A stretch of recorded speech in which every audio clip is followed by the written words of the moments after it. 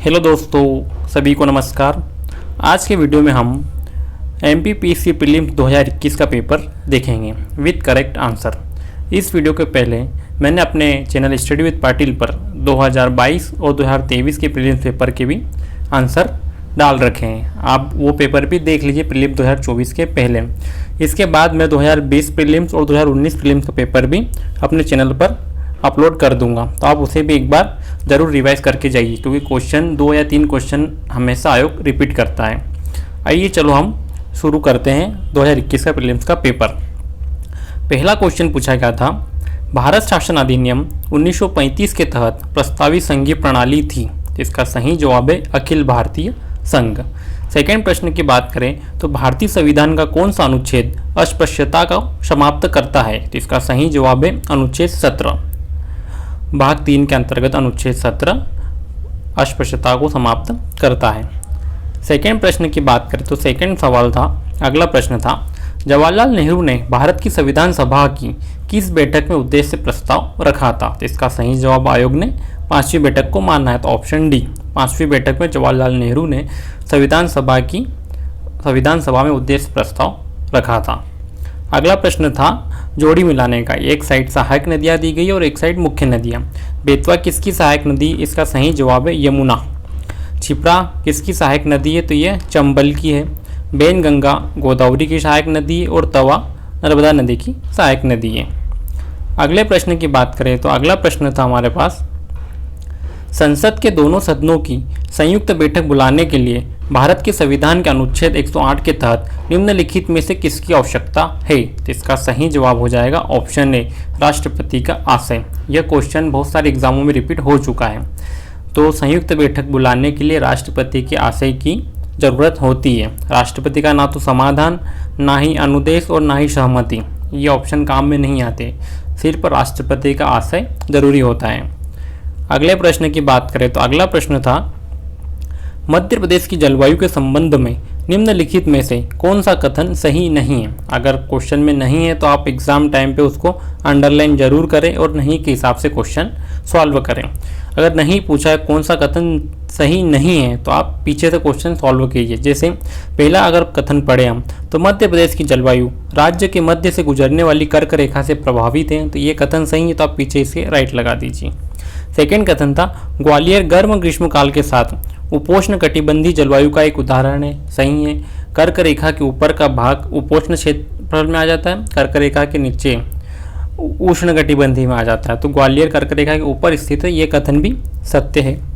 Third कथन की बात करें तो मध्य प्रदेश में अरब सागर की शाखा और बंगाली खाड़ी की शाखा दोनों से वर्षा होती है, तो सही बात है। दोनों साइड, एक गुजरात साइड से और इधर पीछे की साइड से बंगाली खाड़ी से, दोनों ओर से मध्य प्रदेश में वर्षा होती है। ये तीनों कथन सत्य हैं। लास्ट कथन बोल रहा है, राज्य की लगभग 50% वर्षा दक्षिण पश्चिम मानसून से प्राप्त होती है। यह कथन गलत है। 50 नहीं, लगभग 70% के आसपास वर्षा हमें दक्षिण पश्चिम मानसून से मध्य प्रदेश में प्राप्त होती है, तो यह कथन गलत है, जिसके आगे आप गलत का क्रॉस लगा दीजिए। अब क्वेश्चन क्या पूछा है, कौन सा कथन सही नहीं है, मतलब गलत पूछा, तो अपना सही जवाब हो जाएगा ऑप्शन डी। अगले प्रश्न की बात करें तो अगला प्रश्न था हमारे पास, मध्य प्रदेश के किस जिले से कर्क रेखा नहीं गुजरती है? तो आपको पता होना चाहिए मध्य प्रदेश के किन किन जिलों से कर्क रेखा गुजरती है। जैसे लगभग 14 जिलों से कर्क रेखा गुजरती है। अगर बात करें ऑप्शन के थ्रू तो ऑप्शन दिया गया था विदिशा, भोपाल और उज्जैन, तीनों से तो कर्क रेखा गुजरती है। ऑप्शन डी इंदौर से कर्क रेखा नहीं गुजरती है। अगला प्रश्न था, मध्य प्रदेश की खिलाड़ी चिंकी यादव किस खेल से संबंधित है? जिसका सही जवाब हो जाएगा निशानेबाजी, शूटिंग से चिंकी यादव संबंधित है।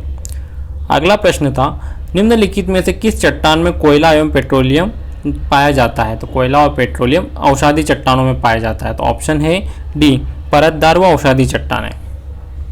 अगला प्रश्न था, मध्य प्रदेश के खिलाड़ी विवेक सागर किस खेल से संबंधित है? तो इसका सही जवाब हो जाएगा हॉकी। विवेक सागर हॉकी के खेल से संबंधित है। अगला प्रश्न है, मध्य प्रदेश के किस क्षेत्र में काली मिट्टी नहीं पाई जाती है? नहीं पूछा है तो आप नहीं को अंडरलाइन कर लिए। ऑप्शन देखें तो मालवा का पठार पाई जाती है, नर्मदा घाटी क्षेत्र में भी पाई जाती है, बघेलखंड में नहीं पाई जाती। बघेलखंड मध्य प्रदेश के पूर्वी भाग में पाया जाता है, जबकि काली मिट्टी मध्य प्रदेश के पश्चिम भाग में स्थित है। तो ऑप्शन सी इसका सही जवाब हो जाएगा। काली मिट्टी कहाँ नहीं पाई जाती, तो बघेलखंड में नहीं पाई जाती, सतपुड़ा श्रेणी में पाई जाती, क्योंकि सतपुड़ा श्रेणी मध्य प्रदेश के पूर्वी भाग से पश्चिमी भाग से पूर्वी भाग दोनों ओर फैली हुई है। अगला प्रश्न है, कैटलिन नोवाक किस देश की पहली महिला राष्ट्रपति बनी? तो इसका सही जवाब था हंगरी। ये करंट अफेयर का क्वेश्चन था। अगला प्रश्न पूछा गया था, अटल प्रगति पथ संबंधित है? तो अटल प्रगति पथ ग्वालियर चंबल क्षेत्र से संबंधित है। ग्वालियर चंबल क्षेत्र में अटल प्रगति पथ का निर्माण कार्य चल रहा है। अगला प्रश्न था, 600 मेगावाट क्षमता की सौर तरंग परियोजना solar floating project Madhya Pradesh के किस क्षेत्र में प्रस्तावित है? तो यह ओंकारेश्वर में प्रस्तावित है।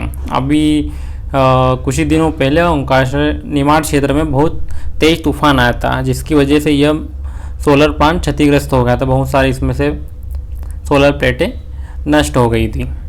अगले प्रश्न की बात करें तो निम्नलिखित में से किस जिले में बेका विकास अभिकरण नहीं है? नहीं पूछा तब अंडरलाइन कर लीजिए। आपको पता होना चाहिए बेका जनजाति किस क्षेत्र के आसपास अधिक संख्या में पाई जाती है। तो ऑप्शन के थ्रू अगर चले तो मंडला, शहडोल और बालाघाट तीनों जिले आसपास स्थित हैं, और जो रायसेन है ये थोड़ा दूर स्थित है। तो अगर जनजाति एक क्षेत्र में ही पाई जाएगी तो इससे आप इस हिसाब से भी लगा सकते हैं कि ये 3 जिले तो पास पास के हैं, तो तीनों जिलों में अभिकरण स्थापित है। रायसेन इसका सही जवाब हो जाएगा कि अभिकरण नहीं है। अगला प्रश्न था हमारे पास, निम्नलिखित में से कौन मध्य प्रदेश के प्रमुख चित्रकार नहीं है? ऑप्शन के थ्रू चलिए, नहीं है तो अंडरलाइन कर लीजिए। नारायण सिंह बेंद्रे चित्रकार थे, विष्णु चिंचलाकर भी चित्रकार थे, और अमृत सिंह बेगड़ भी चित्रकार थे। इन्होंने नर्मदा नदी के ऊपर भी लिखे हैं ग्रंथ और चित्रकारी भी करते थे। सही जवाब हो जाएगा ऑप्शन सी, नाना साहेब पेंसे, ये चित्रकार नहीं थे। अगला प्रश्न था, राज्य मानवाधिकार आयोग के अध्यक्ष एवं सदस्यों की नियुक्ति के नामों की सिफारिश करने वाली समिति में कौन शामिल है? इसका जवाब आयोग ने 2 आंसर सही माने। ऑप्शन ए विधानसभा का अध्यक्ष भी शामिल होता है, और ऑप्शन सी नेता प्रतिपक्ष विपक्ष का नेता भी शामिल होता है। अगले प्रश्न की बात करें तो किस तीर्थ स्थल का प्राचीन नाम मानधाता है? इसका सही जवाब हो जाएगा ओंकारेश्वर। ओंकारेश्वर को मानधाता भी कहा जाता है। अगला प्रश्न था, राज्य के मुख्य चुनाव अधिकारी की नियुक्ति कौन करता है? तो यह सही जवाब न होने की वजह से आयोग ने यह क्वेश्चन डिलीट कर दिया था। तो राज्य के मुख्य चुनाव आयुक्त अधिकारी की नियुक्ति कौन करता है, देख लेना इसका सही जवाब क्या है।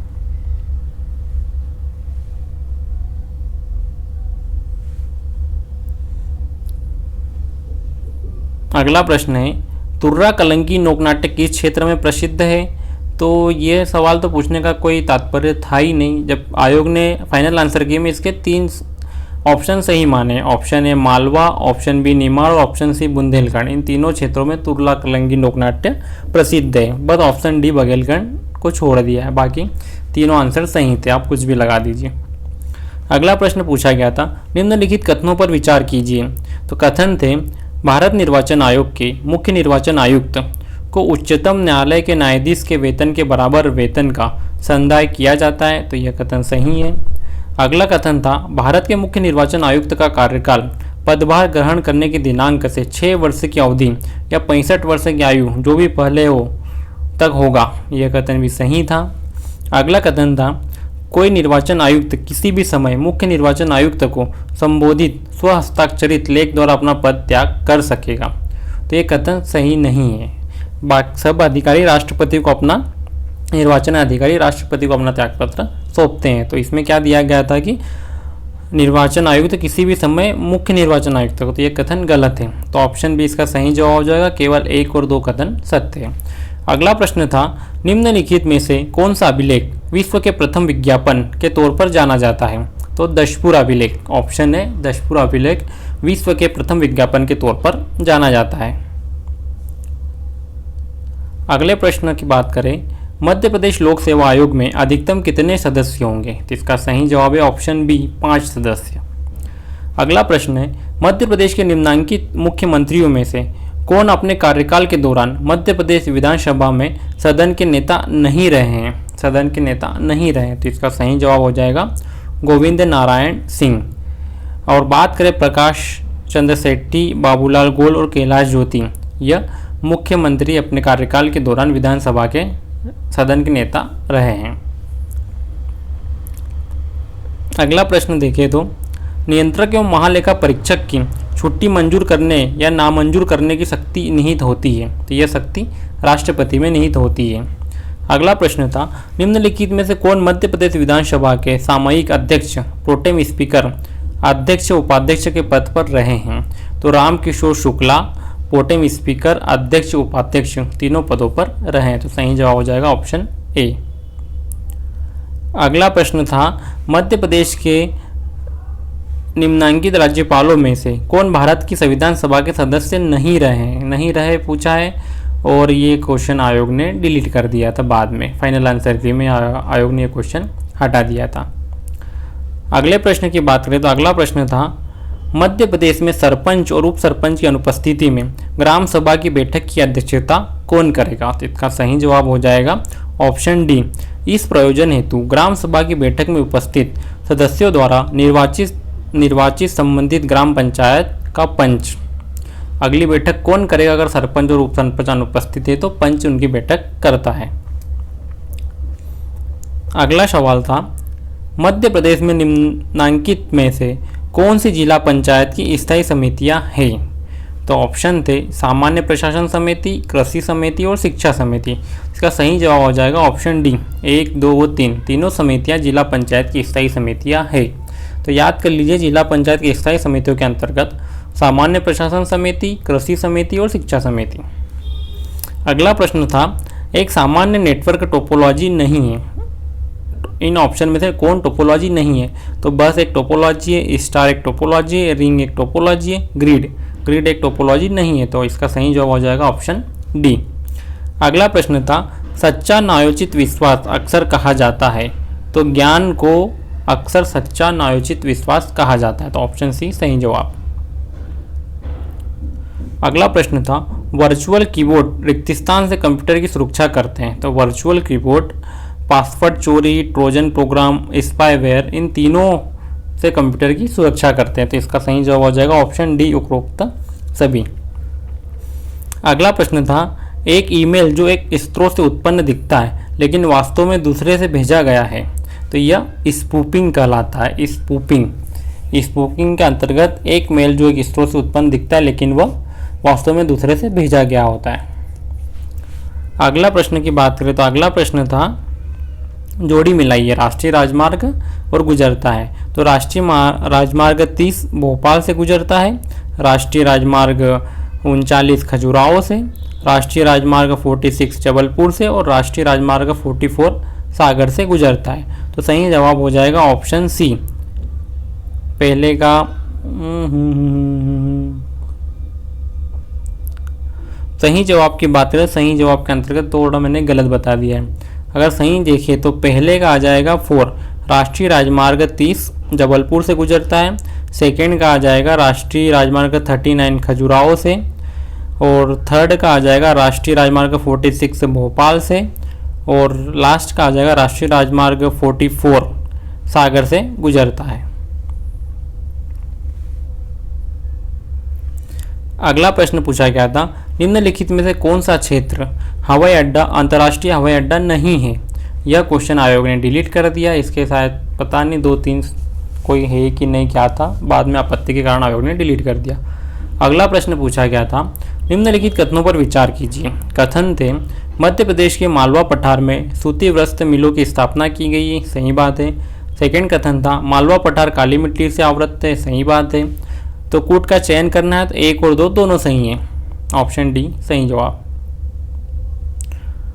अगला प्रश्न था मध्य प्रदेश में निम्नलिखित में से कौन सा स्थान और जिला तापीय विद्युत केंद्र से संबंधित नहीं है।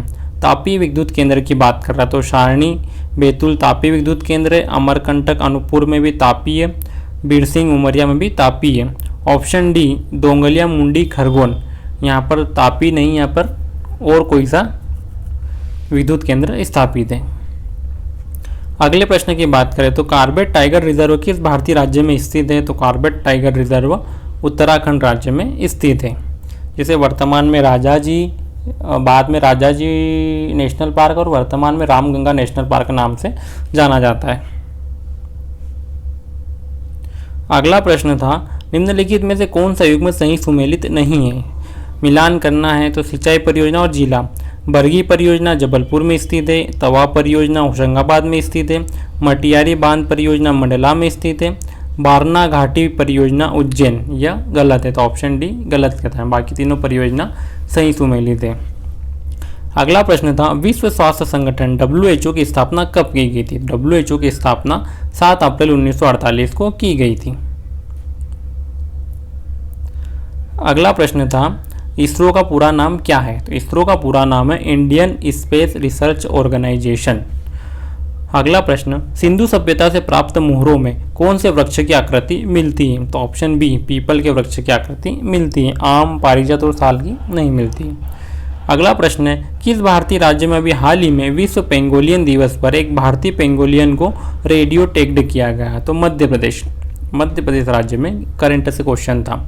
अगला प्रश्न था, किस प्रशासनिक प्रणाली की अद्वितीय विशेषताएं ग्राम स्वायत्तता का विकास थी? तो चोल साम्राज्य में ग्राम स्वायत्तता प्रमुख विशेषता थी।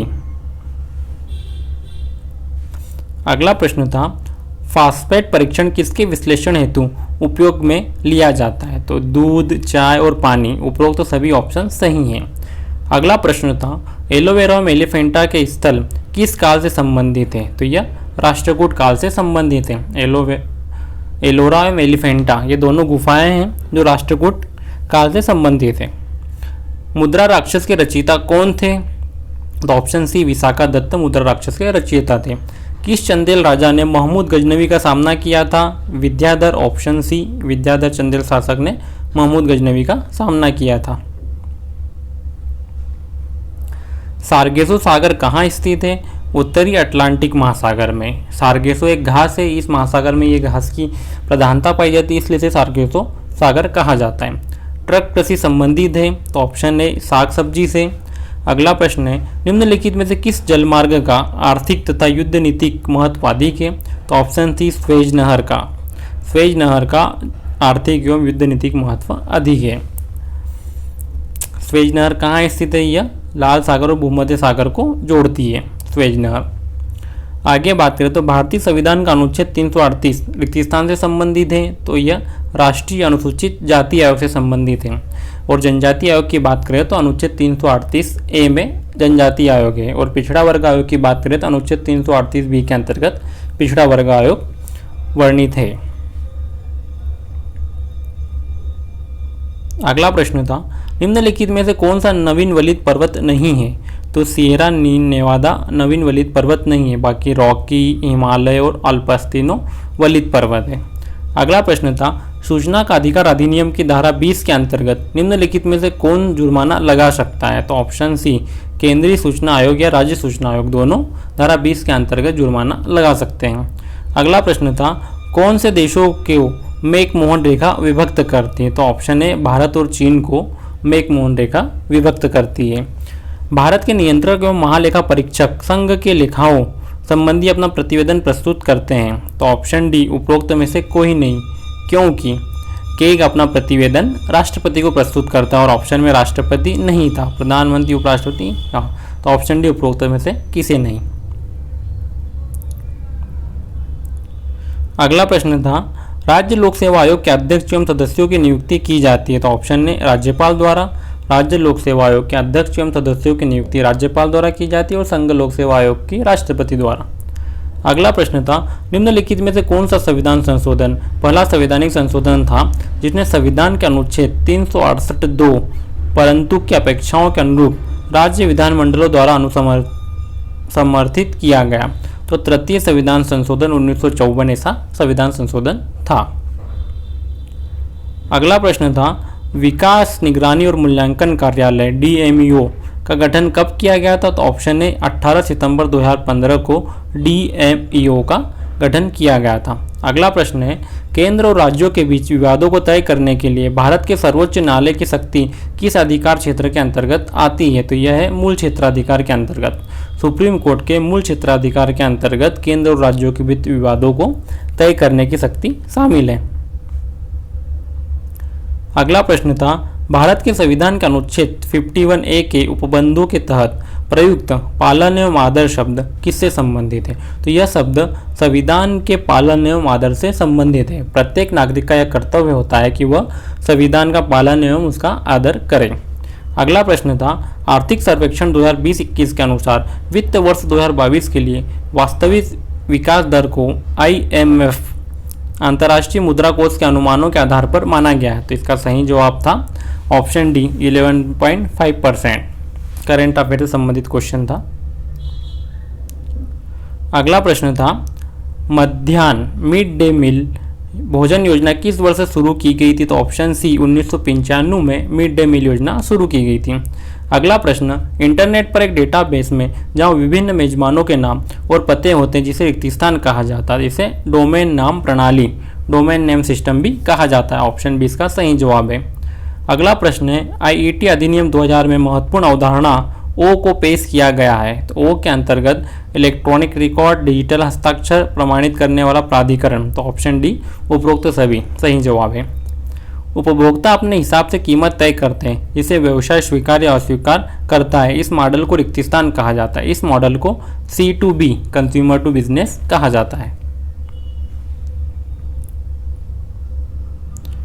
अगला प्रश्न है, नीलामी या गतिशील मूल्य निर्धारण बाजार रिक्त स्थान के उदाहरण है। तो इस क्वेश्चन के आयोग ने दो आंसर सही माने। Option A business to business वाणिज्य, ऑप्शन सी C2C वाणिज्य कंज्यूमर टू कंज्यूमर वाणिज्य। नीलामी और गतिशील मूल्य निर्धारण बाजार। भोपाल गैस त्रासदी किस वर्ष में हुई थी? तो यह 1984 में 2 से 3 दिसंबर 1984 को यह घटना घटित हुई थी। अगला प्रश्न था, दो कंप्यूटर नेटवर्क के बीच डेटा पैकेट को स्थानांतरित करने के लिए रिक्त स्थान का उपयोग किया जाता है। तो इसके आयोग ने दो आंसर सही माने। ऑप्शन बी रूटर और ऑप्शन डी गेटवे। दोनों का कार्य दो कंप्यूटर नेटवर्क के बीच डेटा पैकेट को स्थानांतरित करने के लिए उपयोग किया जाता है। अगला प्रश्न था, सटोरली कोशिकाएं किस अंग में पाई जाती हैं? तो ऑप्शन डी वृषण टेस्टिस में सटोरली कोशिकाएं पाई जाती है। अगला अगर प्रश्न देखें तो अगला प्रश्न था, यूनिसेफ का मुख्यालय कहाँ स्थित है? तो न्यूयॉर्क के अंतर्गत यूनिसेफ का मुख्यालय स्थित है। निम्नलिखित में से कौन सा मध्यकालीन शहर छीट नामक छपे हुए सूती कपड़ों के लिए प्रसिद्ध था? तो ऑप्शन बी सिरोंज मध्यकालीन शहर छीट नामक छपे हुए सूती कपड़ों के लिए प्रसिद्ध था। अगला प्रश्न था, हाइड्रोक्लोरिक एसिड किस अंग में स्त्रावित होता है? तो HCl का स्त्रावण आमाशय के अंतर्गत होता है। अगला प्रश्न था, निम्नलिखित में से कौन सा कथन मध्य प्रदेश में स्वतंत्रता आंदोलन के संबंध में असत्य है? असत्य कथन पूछा है तो आप इसको अंडरलाइन कर लीजिए। तो पीछे की साइड सत्य वाला हम देख लेंगे। पहला कथन था, खाजा एवं भीमा नायक भील नेता थे जिन्होंने ब्रिटिश सत्ता के विरुद्ध संघर्ष किया। सही कथन है। बी ऑप्शन था, स्वतंत्रता सेनानी शंकर शाह गढ़ा मंडला राज्य के थे। सही कथन था। ऑप्शन सी, रामगढ़ के जुझार सिंह के पुत्र देवनाथ सिंह ने ब्रिटिश सत्ता के विरुद्ध संघर्ष किया था। गलत जवाब। डी था, सिपाही बहादुर सरकार की स्थापना इंदौर में की गई थी। यह भी गलत कथन है। तो आयोग ने इस सवाल के दो आंसर सही माने, ऑप्शन सी और डी। अगला प्रश्न था, स्कर्वी रोग इस विटामिन की कमी से होता है? तो स्कर्वी रोग विटामिन सी की कमी से होता है। अगला प्रश्न था, मालवा संवत इस नाम से भी जाना जाता है। मालवा संवत को कृत संवत से भी जाना जाता है। निम्नलिखित में से किस जिले में गोटमार मेला आयोजित होता है? तो ऑप्शन सी छिंदवाड़ा में गोटमार का मेला आयोजित होता है। अगला प्रश्न था, निम्नलिखित में से कौन सा युग्म सुमेलित नहीं है पूछा है। तो हरिशंकर परसाई हंसते रोते रानी नागपनी कहानी सुमेलित है।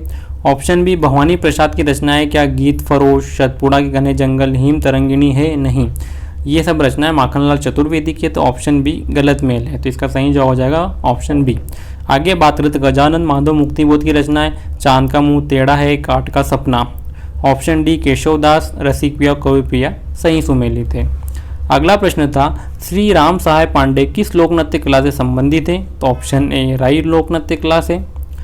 अगले प्रश्न की बात करें, श्रीमती दुर्गाबाई व्याम किस जनजाति कला से संबंधित है? तो ऑप्शन ए गौण शैली से। अगला प्रश्न था, संयुक्त राष्ट्र संघ द्वारा वर्ष 2013 को घोषित किया गया है। तो इसे मोटे अनाज का अंतर्राष्ट्रीय वर्ष घोषित किया गया है। अगला प्रश्न था जोड़ी मिलाने का, जिला और संभावित उत्पाद। तो अगर बात करें तो बालाघाट, तो बालाघाट के अंतर्गत कोदो कुटकी। बैतूल की बात करें तो बैतूल के अंतर्गत सागौन। खरगोन जिले की बात करें तो खरगोन जिले में मिर्ची एवं मिर्ची उत्पाद। नरसिंहपुर के अंतर्गत तुअर दाल एवं गुड़ का उत्पादन किया जाता है। तो ऑप्शन डी इसका सही जवाब हो जाएगा। अगला प्रश्न था विमुक्त जाति दिवस मध्य प्रदेश किस दिनांक को मनाया जाता है। तो ऑप्शन ए 31 अगस्त को विमुक्त जाति दिवस मनाया जाता है। अगला प्रश्न था रणजीत सिंह का संबंध किस मिसल से था। तो ऑप्शन डी शुक्रचर्या मिसल से। डलहौजी की वेबगत सिद्धांत के अंतर्गत विलय किया गया प्रथम राज्य कौन सा था। तो सतारा। सजो बापू, तो सतारा। ऑप्शन अगला क्वेश्चन था राष्ट्रीय अंतरिम सरकार में रियासतों का विभाग किसे दिया गया था। तो ऑप्शन बी सरदार वल्लभ भाई पटेल के पास राष्ट्रीय अंतरिम सरकार में रियासतों का विभाग था। अगला प्रश्न था मध्य प्रदेश का वह जिला जिसमें लिंग अनुपात सबसे कम है। तो ऑप्शन सी भिंड में सबसे कम लिंग अनुपात है। अगला प्रश्न था कांग्रेस सम्मेलनों को शिक्षित भारतीयों का राष्ट्रीय मेला किसने कहा था। तो ऑप्शन ए लाला लाजपत राय ने कांग्रेस सम्मेलनों को शिक्षित भारतीयों का वार्षिक राष्ट्रीय मेला कहा था। मध्य प्रदेश कितने जलवायु क्षेत्रों में विभाजित है। तो ऑप्शन सी 11। मध्य प्रदेश 11 कृषि जलवायु क्षेत्रों में विभाजित है। महात्मा गांधी ने दांडी यात्रा किस आश्रम से प्रारंभ की थी। तो ऑप्शन ए साबरमती से। अगला प्रश्न था किस वर्ष भारत हेवी इलेक्ट्रिक लिमिटेड भेल को महारत्न उद्यम का दर्जा मिला था। तो ऑप्शन सी 2013 में भेल को महारत्न कंपनी का दर्जा मिला था।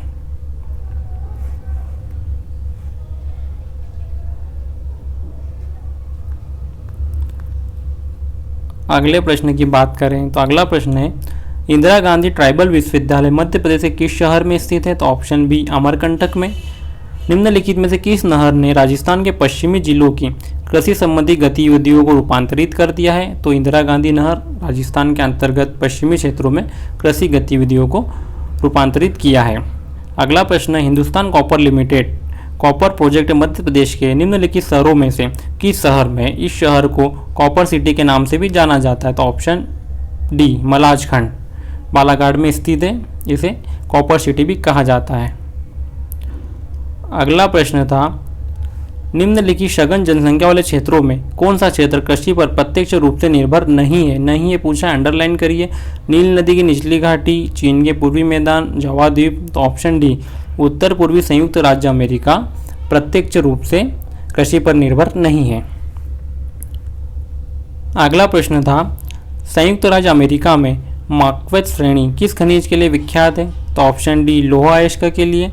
अगला प्रश्न था जनगणना वर्ष 2011 में भारत की कुल जनसंख्या 121 करोड़ में नगरीकरण का स्तर या प्रतिशत क्या था। तो ऑप्शन डी 31.15% था। हाँ दोस्तों, ये हमारा 2021 प्रीलिम्स के पेपर हो गया, जिस करेक्ट का आंसर के साथ मैंने आपको बता दें। एक बार अवश्य सुन लीजिए, क्वेश्चन रिपीट हो जाते हैं और किस टाइप के क्वेश्चन पूछे गए आपको ये भी अंदाज़ा हो जाएगा। अगर ये वीडियो आपको अच्छा लगा हो तो वीडियो को लाइक करें और चैनल को सब्सक्राइब करें। नेक्स्ट वीडियो में हम 2020 के पेपर की बात करेंगे और 2021 और 22 के पेपर के डिस्कशन में लिंक डिस्क्रिप्शन में डाल दूँगा। धन्यवाद।